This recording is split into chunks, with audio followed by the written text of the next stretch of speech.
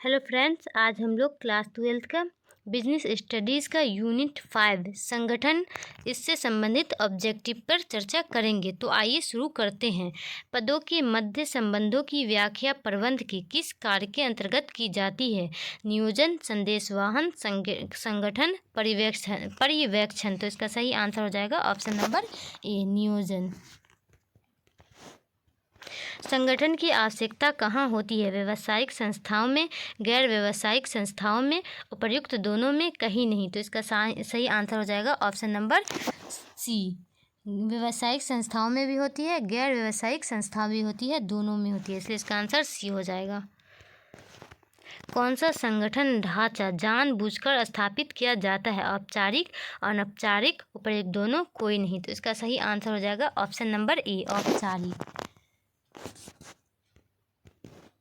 कौन सा संगठन ढांचा जिन नियमों एवं कार्यविधियों पर आधारित होता है? अनौपचारिक, औपचारिक, उपर्युक्त दोनों, कोई नहीं। तो इसका सही आंसर हो जाएगा ऑप्शन नंबर बी, औपचारिक। किस संगठन ढांचे के अकुशल कर्मचारियों को ढूंढने में आसानी रहती है? औपचारिक, अनौपचारिक, उपर्युक्त दोनों, उपर्युक्त में से कोई नहीं। तो इसका सही आंसर हो जाएगा ऑप्शन नंबर ए, औपचारिक।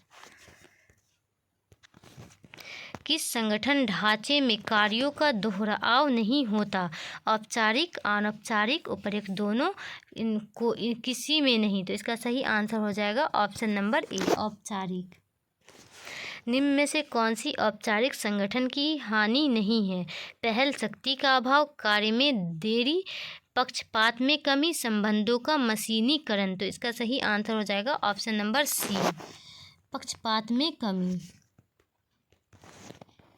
समूह परंपराएं किस संगठन ढांचे में होती है? औपचारिक, अनौपचारिक, उपर्युक्त दो, किसी में नहीं। तो इसका सही आंसर हो जाएगा ऑप्शन नंबर बी, अनौपचारिक। संगठन पुस्तिका के में निम्न में से क्या लिखा जाता है? क्या खरीदा जाना है, क्या बेचा जाना है? संगठन की सभाएं, विभिन्न पदों के अधिकार एवं उत्तरदायित्व। तो इसका सही आंसर हो जाएगा ऑप्शन नंबर डी, विभिन्न पदों के अधिकार एवं उत्तरदायित्व।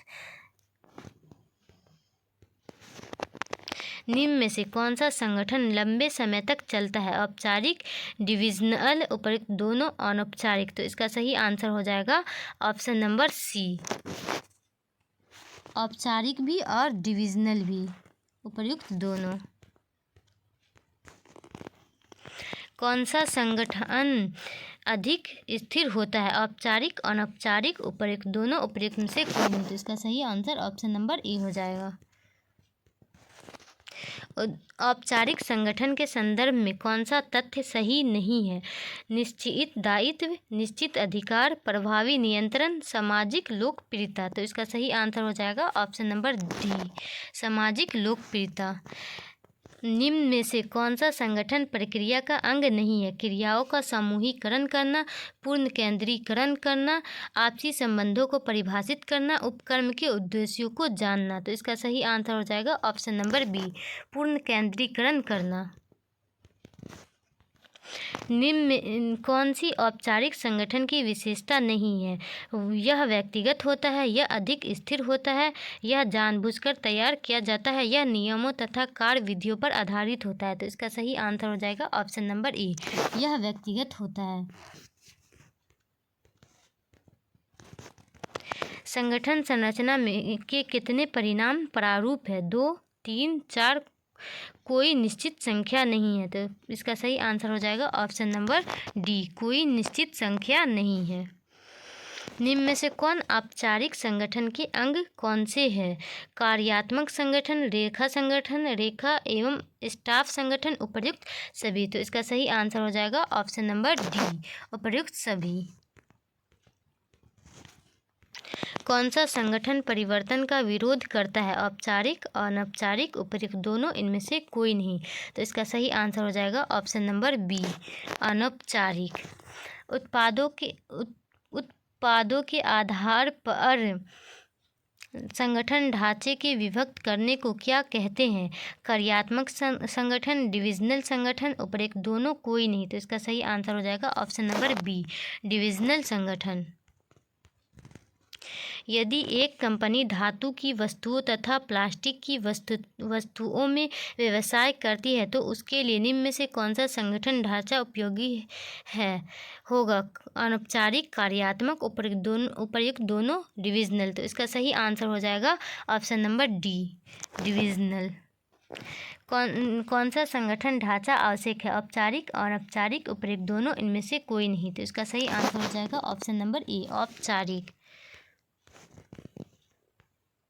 कार्यात्मक संगठन में विभागों की स्थापना किसके आधार पर होती है? क्रियाओं के आधार पर, उत्पादों के आधार पर, मांग के आधार पर, बाजार के आधार पर।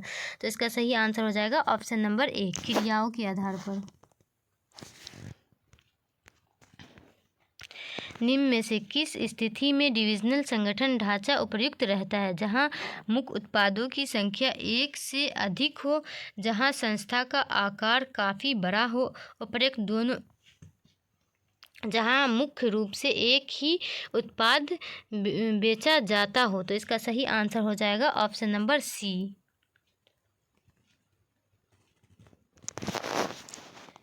जहां मुख्य उत्पादों की संख्या एक से अधिक हो, जहां संस्था का आकार काफ़ी बड़ा हो, ये दोनों ही होगा। एक उच्च अधिकारी के अधीन अधीनस्थों की संख्या कहलाती है कार्यालय वातावरण, करार नियंत्रण, प्रबंध का विस्तार, सोपानिक श्रृंखला। तो इसका सही आंसर हो जाएगा ऑप्शन नंबर सी, प्रबंध का विस्तार। किस संगठन में सोपानिक श्रृंखला के सिद्धांत का पूर्णतः पालन किया जाता है? औपचारिक व अनौपचारिक दोनों, औपचारिक संगठन, अनौपचारिक संगठन, उपर्युक्त में से कोई नहीं। तो इसका सही आंसर हो जाएगा ऑप्शन नंबर बी, औपचारिक संगठन। प्रबंधकीय पद की कुंजी किसे कहते हैं? उत्तरदायित्व को, अधिकार को, जवाबदेही को, कोई नहीं। तो इसका सही आंसर हो जाएगा ऑप्शन नंबर बी, अधिकार को। जवाबदेही कैसे उत्पन्न होती है? उत्तरदायित्व सौंपने से, अधिकार सौंपने से, उत्तरदाता द्वारा, किसी से नहीं। तो इसका सही आंसर हो जाएगा ऑप्शन नंबर बी, अधिकार सौंपने से। अधिकार अंतरण का आधार क्या है? केंद्रीयकरण, विकेंद्रीयकरण, उपर्युक्त दोनों, श्रम विभाजन। तो इसका सही आंसर हो जाएगा ऑप्शन नंबर डी, श्रम विभाजन। हर वह कदम जो अधीनस्थों की भूमिका के महत्व को बढ़ाता है विकेंद्रीकरण कहलाता है, तथा हर वह कदम जो उसको कम करता है केंद्रीकरण कहलाता है। यह किसके बारे में है? औपचारिक संगठन, अनौपचारिक संगठन, उपर्युक्त दोनों, इनमें से कोई नहीं। तो इसका सही आंसर हो जाएगा ऑप्शन नंबर डी, इनमें से कोई नहीं। विकेंद्रीकरण क्या है? भारापन का संक्षिप्त रूप, भारापन का विस्तृत रूप, भारापन का माध्यम रूप, कोई नहीं। तो इसका सही आंसर हो जाएगा ऑप्शन नंबर बी, भारापन का विस्तृत रूप। निम्न में से कौन अधीनस्थों की भूमिका के महत्व को बढ़ाता है? केंद्रीयकरण, विकेंद्रीकरण, भारापन, विशिष्टीकरण। तो इसका सही आंसर हो जाएगा ऑप्शन नंबर बी, विकेंद्रीयकरण। निम्न में से किसका क्षेत्र व्यापक है? प्रबंध का, केंद्रीकरण का, विकेंद्रीकरण का, भारापन का। तो इसका सही आंसर हो जाएगा ऑप्शन नंबर ए, प्रबंध का क्षेत्र व्यापक है। अधिकार प्राप्ति से प्रबंध के विकास में मदद मिलती है, यह कथन निम्न में से किस व्यवस्था में से संबंधित है?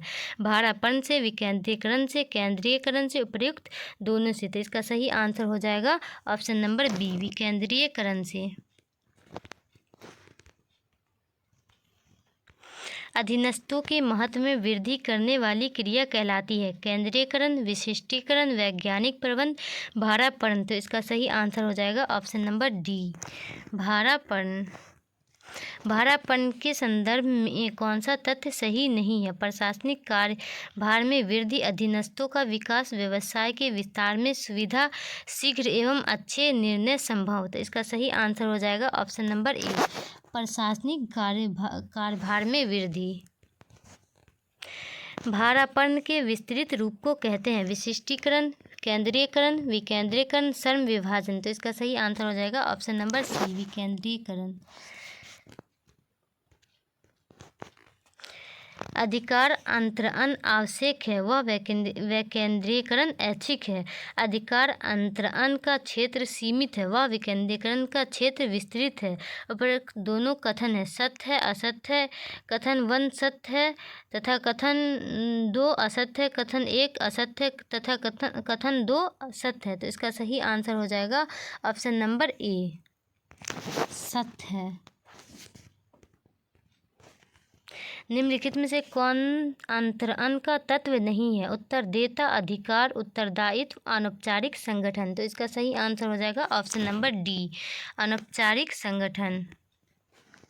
कार्य करते हुए अंतःक्रिया के अचानक बना सामाजिक संबंध तंत्र कहलाता है। औपचारिक संगठन, अनौपचारिक संगठन, विकेंद्रीकरण, अंतरण। तो इसका सही आंसर हो जाएगा ऑप्शन नंबर बी, अनौपचारिक संगठन। निम्नलिखित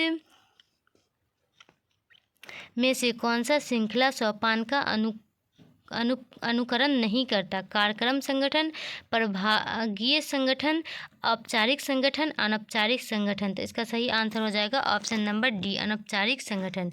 एक लंबा ढांचा होता है, प्रबंधक की सिकुड़ी हुई श्रृंखला, प्रबंधक की फैली हुई श्रृंखला, प्रबंध की कोई श्रृंखला, प्रबंध के कम सतर। तो इसका सही आंसर हो जाएगा ऑप्शन नंबर ए, प्रबंध की सिकुड़ी हुई श्रृंखला। केंद्रीकरण से तात्पर्य होता है निर्णय लेने में अधिकारों को सुरक्षित रखना, निर्णय लेने में अधिकारों को बिखराव करना, प्रभागों का लाभ केंद्र बनाना, नए केंद्रों अथवा शाखाओं को खोलना। तो इसका सही आंसर हो जाएगा ऑप्शन नंबर ए, निर्णयों लेने में अधिकारों को सुरक्षित रखना। अंतरण को प्रभावी बनाने के लिए आवश्यक है कि उत्तरदायित्व के साथ डैश भी है, अधिकार, जनशक्ति, प्रोत्साहन, परिवर्तन। तो इसका सही आंसर हो जाएगा ऑप्शन नंबर ए, अधिकार।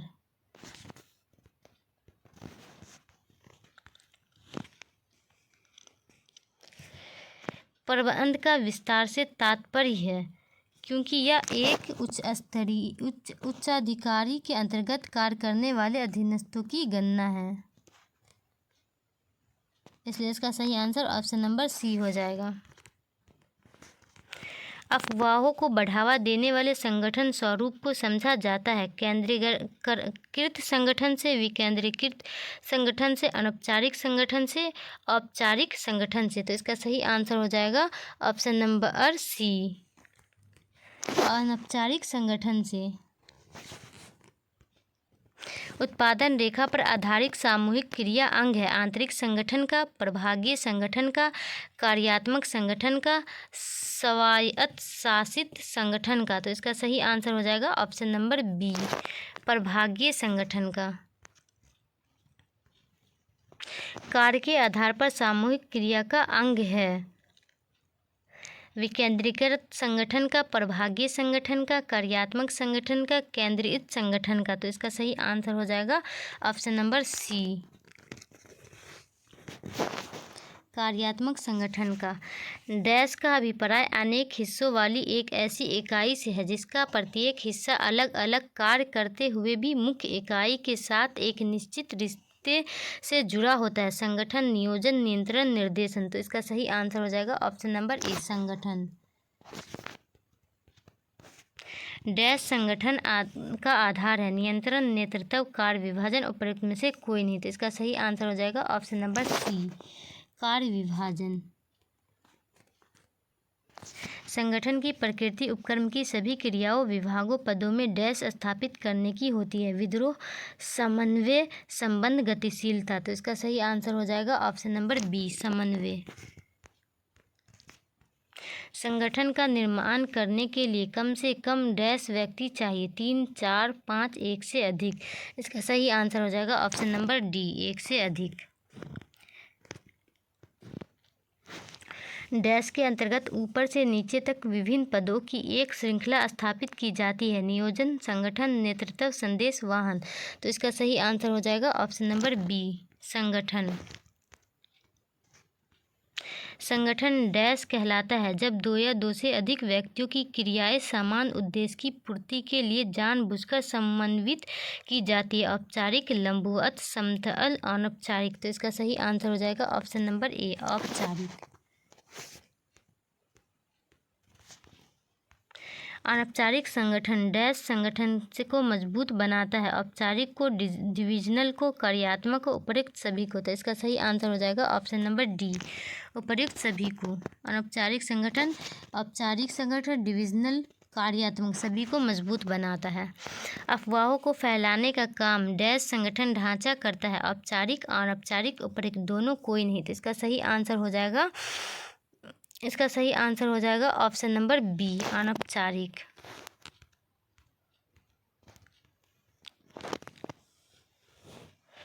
डैश संगठन छोटे छोटे समूहों में बट जाने के कारण इसका आकार छोटा होता है। औपचारिक, अनौपचारिक, उपर्युक्त दोनों कार्यात्मक। तो इसका सही आंसर हो जाएगा ऑप्शन नंबर बी, अनौपचारिक। कर्मचारी के स्वच्छता पर निर्भर करता है। औपचारिक संगठन, अनौपचारिक संगठन, क्रियात्मक संगठन, विभागीय संगठन। तो इसका सही आंसर हो जाएगा ऑप्शन नंबर बी, अनौपचारिक संगठन।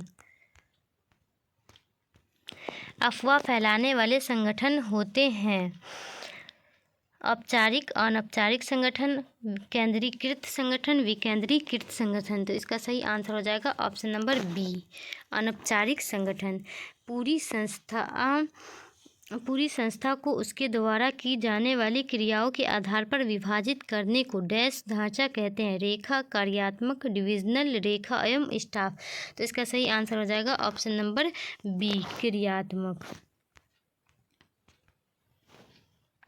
क्रियात्मक संगठन टेलर द्वारा प्रतिपादित डैश का ही सुधरा हुआ रूप है। रेखा संगठन, अनौपचारिक संगठन, क्रियात्मक, फेरमैनशिप, डिविजनल संगठन। तो इसका सही आंसर हो जाएगा ऑप्शन नंबर सी, क्रियात्मक फोरमैनशिप।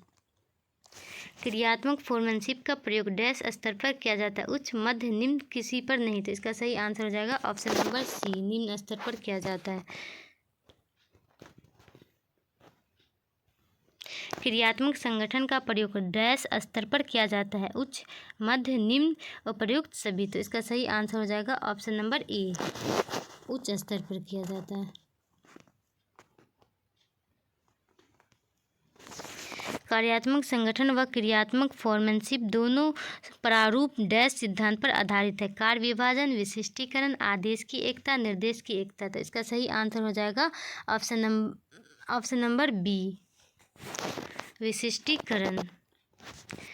क्रियात्मक संगठन में प्रत्येक प्रबंधक द्वारा अपने विभागीय उद्देश्यों को अधिक महत्व देने से डैश की अवहेलना होती है। कर्मचारियों की, संगठनात्मक उद्देश्यों की, स्वामी की, ग्राहकों की। तो इसका सही आंसर हो जाएगा ऑप्शन नंबर बी, संगठनात्मक उद्देश्यों की। क्रियात्मक संगठन में कुल जॉब के एक छोटे से भाग का विशेषज्ञ बनने से डैश में बाधा उत्पन्न होती है। वेतन में, काम में, संपूर्ण विकास में उपर्युक्त में से कोई नहीं। तो इसका सही आंसर हो जाएगा ऑप्शन नंबर बी, सी, संपूर्ण विकास। कार्यात्मक संगठन किस तरह का संगठन ढांचा? औपचारिक, अनौपचारिक, उपर्युक्त दोनों कोई नहीं। तो इसका सही आंसर हो जाएगा ऑप्शन नंबर ए, औपचारिक। अधिक अधिकार प्राप्ति के प्रबंधकीय विकास में मदद मिलती है। यह कथन निम्न में से किस व्यवस्था में संबंधित है? भारापन, विकेंद्रीकरण, केंद्रीकरण, उपर्युक्त सभी। तो इसका सही आंसर हो जाएगा ऑप्शन नंबर बी, विकेंद्रीकरण। उत्तरदायित्व निर्धारण में कठिनाई किस संगठन ढांचे में आती है? क्रियात्मक में, डिविजनल में, उपर्युक्त दोनों में, किसी में नहीं। तो इसका सही आंसर हो जाएगा ऑप्शन नंबर ए, क्रियात्मक में। निम्न में से किस संगठन ढांचे में प्रबंधकों की स्वार्थी प्रवृत्ति के कारण संस्था के हितों को ठोस पहुंचाती है? डिविजनल, कार्यात्मक, उपर्युक्त दोनों, अनौपचारिक। इसका सही आंसर हो जाएगा ऑप्शन नंबर ए, डिविजनल।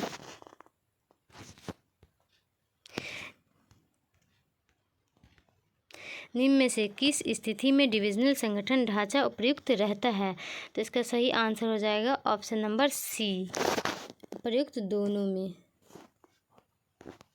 जहां मुख्य उत्पादों की संख्या एक से अधिक हो, जहां संस्था का आकार काफ़ी बड़ा हो, दोनों स्थिति में डिविजनल संगठन ढांचा उपयुक्त रहता है। भारापन से प्रशासनिक कार्यभार में डैश आती है? कमी, बढ़ोतरी, चेतना, सुस्ती। तो इसका सही आंसर हो जाएगा ऑप्शन नंबर ए, कमी। भारापन से डैश निर्णय संभव होते हैं? उतावले, शीघ्र, अच्छे, शीघ्र एवं अच्छे। तो इसका सही आंसर हो जाएगा ऑप्शन नंबर डी, शीघ्र एवं अच्छे। भारापन अधीनस्थों के विकास में डैश पैदा करता है? बाधा, बढ़ोतरी, न्यूनता। उपरोक्त में से कोई नहीं। तो इसका सही आंसर हो जाएगा ऑप्शन नंबर बी, बढ़ोतरी। भारापन से कर्मचारियों का विकास होता है, जिसमें व्यवसाय का विस्तार डैश होता है? बाधित, संभव, असंभव, समाप्त। तो इसका सही आंसर हो जाएगा ऑप्शन नंबर बी, संभव। भारापन के लोग एक दूसरे के संपर्क में आते हैं, जिससे उनमें आपसी समझ बढ़ती है, परिणामतः उनमें डैश स्थापित होता है? झगड़ा, समन्वय, उपरोक्त दोनों। उपरोक्त में से कोई नहीं। तो इसका सही आंसर हो जाएगा ऑप्शन नंबर बी, समन्वय। डैश के कारण प्रबंधन में कर्मचारियों की भागीदारी बढ़ती है, इससे संस्था में उनकी पहचान बनती है? विकेंद्रीकरण, केंद्रीकरण, उपरोक्त दोनों, भारापन। तो इसका सही आंसर हो जाएगा ऑप्शन नंबर ए, विकेंद्रीकरण। डैश में सभी प्रबंधकीय निर्णयों को बोझ बंट जाने के कारण शीघ्र व श्रेष्ठ निर्णय लिए जाते हैं? विकेंद्रीकरण, केंद्रीयकरण, उपरोक्त दोनों। उपरोक्त में से कोई नहीं। तो इसका सही आंसर हो जाएगा ऑप्शन नंबर बी, विकेंद्रीयकरण। डैश से औद्योगिक संबंधों में मधुरता आती है? विकेंद्रीयकरण में, केंद्रीयकरण में, उपरोक्त दोनों में, नियंत्रण में। तो इसका सही आंसर हो जाएगा ऑप्शन नंबर ए। डैश सभी संस्थाओं में आवश्यक है, जबकि डैश के अभाव में काम चल सकता है? केंद्रीकरण, विकेंद्रीकरण, केंद्रीकरण, भारापन, विकेंद्रीकरण, भारापन। तो इसका सही आंसर हो जाएगा ऑप्शन नंबर सी, भारापन, विकेंद्रीकरण। प्रश्न यह नहीं है कि विकेंद्रीकरण किया जाए या नहीं, बल्कि यह है कि विकेंद्रीकरण की मात्रा कितनी है। यह कथन विकेंद्रीकरण के बारे में क्या जानकारी देता है? तो इसका सही आंसर हो जाएगा ऑप्शन नंबर डी, महत्व। अर्थ, विशेषता, परिभाषा। तो ये सब नहीं, इसका महत्व जानकारी देता है, इसलिए इसका सही आंसर ऑप्शन नंबर डी हो जाएगा।